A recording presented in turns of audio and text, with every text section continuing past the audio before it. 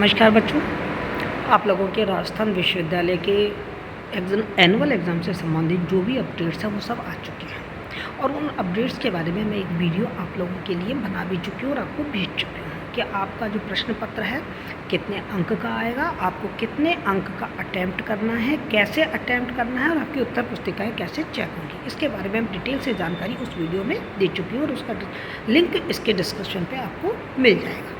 आप में से कुछ बच्चों ने मुझसे पूछा है कि मैम हमको अपने प्रश्न पत्र का पैटर्न बता दीजिए और सिलेबस बता दीजिए। मैं समझ सकती हूँ आपकी प्रॉब्लम, क्योंकि आपने पिछले सालों से पेपर दिए नहीं हैं तो आपके लिए ये सब चीज़ नई है, इसलिए आप घबरा भी रहे हैं थोड़ा। हिंदी साहित्य का पेपर है और नंबर अच्छे आ जाने चाहिए। पिछले साल आपने पेपर दिए नहीं हैं तो आपको पैटर्न नहीं मालूम।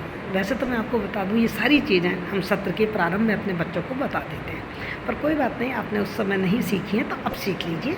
मैं आपको आपके हिंदी साहित्य के प्रश्न पत्रों के बारे में, पूरे पैटर्न के बारे में पूरी जानकारी दूंगी। सबसे पहले तो आप ये देख लीजिए कि आपके हिंदी साहित्य के 2 प्रश्न पत्र होंगे, प्रथम प्रश्न पत्र और द्वितीय प्रश्न पत्र। जो प्रथम प्रश्न पत्र और द्वितीय प्रश्न पत्र अब की बार एक ही दिन में एक ही पारी में होगा, क्योंकि 1.5 नंबर का होगा और एक पारी 3 नंबर की होती है, 3 घंटे की होती है और 1.5 घंटे के पेपर होंगे। तो आपके एक ही पारी में दोनों पेपर होंगे। तैयारी इस तरीके से करके जाइए, यानी कि एक ही दिन में एक ही पारी में दोनों पेपर आपको हिंदी साहित्य के देने हैं। क्लियर? इतनी बात समझ में आ गई। अब जो पहला पेपर आएगा आपका, जो फर्स्ट पेपर है, वो आपके हमेशा ध्यान रखिए काव्य से संबंधित होता है। आपके मतलब जो अपना साहित्य होता है उसके 2 पार्ट कर लेते हैं अपन, पद्य और गद्य। तो जो पहला पेपर होता है, फर्स्ट प्रश्न पत्र होता है, वो आपके काव्य से संबंधित होता है और जो सेकंड प्रश्न पत्र होता है वो आपका गद्य से संबंधित होता है। तो आपके कोर्स में आप हिंदी साहित्य के द्वितीय वर्ष के बच्चे हैं, तो द्वितीय वर्ष में काव्य में रीतिकाल आपके कोर्स में है। क्या कोर्स में आपके? रीतिकाल। तो रीतिकालीन कवियों को आपको पढ़ना है। अब कौन कौन से कवि आपके कोर्स में है रीतिकाल के? केशव है, बिहारी है, देव है और सेनापति है, पद्माकर है, भूषण है, धनानंद है और आलम है। अब इनकी कौन सी कविता आपके कोर्स में है? क्योंकि इन्होंने तो बहुत सारी कविताएं लिखी हैं। बिल्कुल मत घबराइए, आपके कोर्स में जितनी भी कविताएं हैं वो सब पर वीडियो बनाकर मैंने चैनल पर डाले हुए हैं। आप चैनल को एक्सप्लोर कीजिए और रीतिकाल, उसमें एक प्लेलिस्ट बनी हुई है रीतिकाल के नाम से। रीतिकाल में आपको इन सारे कवियों के आपके पाठ्यक्रम से संबंधित जितनी भी कविताएं हैं उन सब की व्याख्या और उनसे संबंधित जानकारी आपको मिल जाएगी। हो गया आपका काम आसान। आपको कहीं बाज़ार में किसी उसमें किताब के चक्कर में पढ़ने की ज़रूरत नहीं पड़ेगी, वहाँ से आपको सब कुछ मिल जाएगा। कोई दिक्कत हो तो आप मुझे कमेंट करके पूछ सकते हैं। तो ये तो हो गया आपका सिलेबस। अब आपका पेपर का पैटर्न कैसा होगा? पेपर का पैटर्न ऐसा होगा बेटा कि 100 अंक का पेपर होगा। उसमें से आपके पहले जो प्रश्न है वो होंगे, उसमें व्याख्या लिखनी है आपको, ठीक है? तो आपकी एक कवि में से एक ही व्याख्या आएगी, इस बात का ध्यान रखना। 8 व्याख्या आएंगी, 8 में से 4 व्याख्या, यानी कि अथवा होगा। लेकिन अब की बार आपके पास एक सुविधा है कि आपको अथवा की भी यदि दोनों व्याख्या आती हैं तो आप दोनों कर लीजिए। नहीं तो वैसे तो पहले तो ये होता था कि अथवा में 2 में से एक ही करनी है, पर अब की बार आपके पास मज़े हैं। दूसरी बात, आपका ज़रूरी नहीं है कि आप प्रश्न ही कर लें, व्याख्या ही कर लें, जो भी आ जाए। मतलब 50 अंक का आपको अटेम्प्ट करना है, कहीं से भी करना है, चाहे तो वो व्याख्या में से कर लो, चाहे वो प्रश्न में से कर लो, ठीक है? चाहे अथवा के दोनों कर लो, कोई रेस्ट्रिक्शन आपके ऊपर नहीं है। ये आपके लिए बहुत ही इजी और आसान चीज़ हो गई है।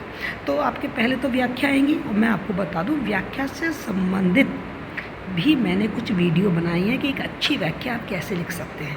जब आप चैनल पर जाएंगे तो आपको व्याख्या से संबंधित एक प्लेलिस्ट मिलेगी और उस प्लेलिस्ट में व्याख्या कैसे करते हैं 100% अंक प्राप्त करने के लिए, उस पर मैंने वीडियो डाल रखे हैं। आप उनको बहुत ध्यान से अच्छी तरीके से देख सकते हैं और आपकी व्याख्या तैयार हो जाएगी। और हर व्याख्या को मैंने समझा भी रखा है ना। रीतिकाल वाली प्लेलिस्ट में ये चीज़ मिल जाएगी। इसके बाद बेटा आपके आएंगे प्रश्न, आलोचनात्मक प्रश्न आएंगे। वो भी एक कवि का एक ही प्रश्न आएगा, अथवा आएगा हर में। आपको यदि अथवा में के दोनों आते हैं तो आप वो वाले कर लीजिए। क्लियर? कोई दिक्कत? तो कुल 4 व्याख्याएँ आएंगी और 4 व्याख्या आपकी 10-10 नंबर की होंगी, यानी कि 40 नंबर की व्याख्या हो गई। और 15-15 नंबर के 4 प्रश्न आएंगे। 8 आएंगे, 8 में से 4 करने हैं, पर आपको तो 50 अंक करने हैं आपकी बार, इस बात का आप ध्यान रखें। तो बस 4 प्रश्न आएंगे और 4 व्याख्या, सब में अथवा होगा। आप आराम से कीजिए और जो भी मैटर है वो आपको मिल जाएगा मेरे चैनल पर, हर के वीडियो बनाए हुए। ये तो हो गई प्रथम प्रश्न पत्र की बात। अब बात करते हैं अपन द्वितीय प्रश्न पत्र की बात कि आपका जो सेकंड प्रश्न पत्र है वो कैसा आएगा। सेकंड प्रश्न पत्र जैसा मैंने आपसे कहा गद्य से संबंधित है और इसमें आपके पास गद्य की 2 विधाएं आपके कोर्स में, एक तो है नाटक और एक है एकांकी। आपके नाटक कोर्स में है जिसका नाम है कोणार्क, इसके लेखक है जगदीश चंद्र गुप्त। ठीक है, उस कोणार्क को आपको पढ़ना है, इससे संबंधित भी मैंने वीडियो बना के डाल रखे हैं।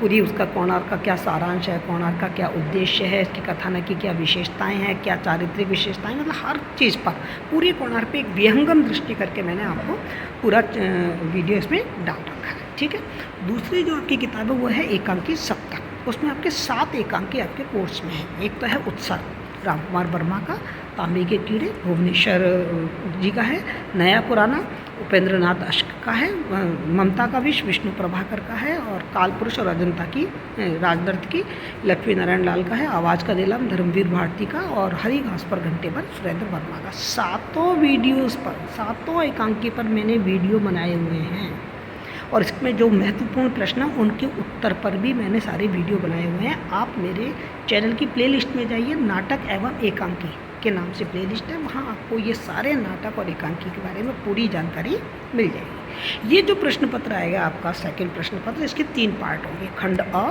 खंड ब और खंड स। खंड अ में नाटक से संबंधित चीज़, खंड ब में एकांकी से संबंधित चीज़, और खंड स में आपके नाटक और एकांकी के बारे में पूछा जाएगा। नाटक किसे कहते हैं, एकांकी किसे कहते हैं, नाटक के क्या तत्व होते हैं, नाटक और एकांकी में क्या अंतर है, नाटक के हिंदी साहित्य में नाटक के विकास पर प्रकाश डालिए, एकांकी के विकास पर प्रकाश डालिए। इस तरीके के आपके ये टिप्पणी वाले प्रश्न आएंगे, इसमें केवल टिप्पणी दी रखी होगी। ठीक है, अब पेपर कैसा आएगा आपका कि आपकी 4 व्याख्या आएगी, 2 व्याख्याएँ आपकी कोणार्क में से आएंगी और 2 व्याख्या आपकी आएंगी एकांकी में से। 2 का मतलब 4 व्याख्या आएंगी, 4 में से 2 करनी है। ऐसे ही एकांकी में से भी 4 में से 2 करनी है। ठीक है, पर आपकी बार आपके पास मज़े हैं आपके कि आप कहीं से भी यदि चाहो तो आप ऑटो व्याख्या ही कर लो, मत करो, ऑटो व्याख्या कर सकते हो आप आराम से। ठीक है, यदि आपको आती है तो। व्याख्या मैंने आपको बताया कि मैंने व्याख्या की एक प्लेलिस्ट डाली हुई है अपने चैनल पर, वहाँ जाकर आप देख सकते हैं कि व्याख्या हम कैसे अच्छी तरीके से करें। उस पर मैंने पूरा पैटर्न बता रखा है। फिर भी आपको कहीं कोई दिक्कत आए तो कमेंट बॉक्स में लिखकर आप उससे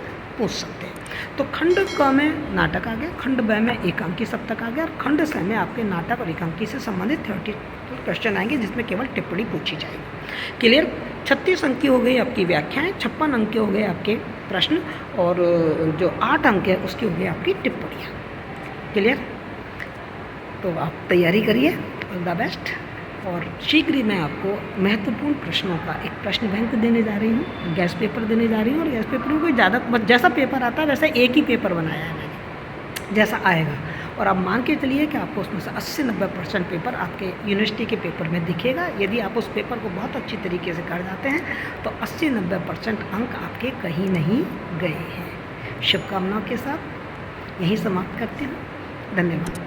शेयर करें इस वीडियो को यदि आपको पसंद आया है तो, और चैनल को सब्सक्राइब करें जिससे समय समय पर मैं जो भी कुछ डालूँ आपको तुरंत मिलता रहे। Thank you so much.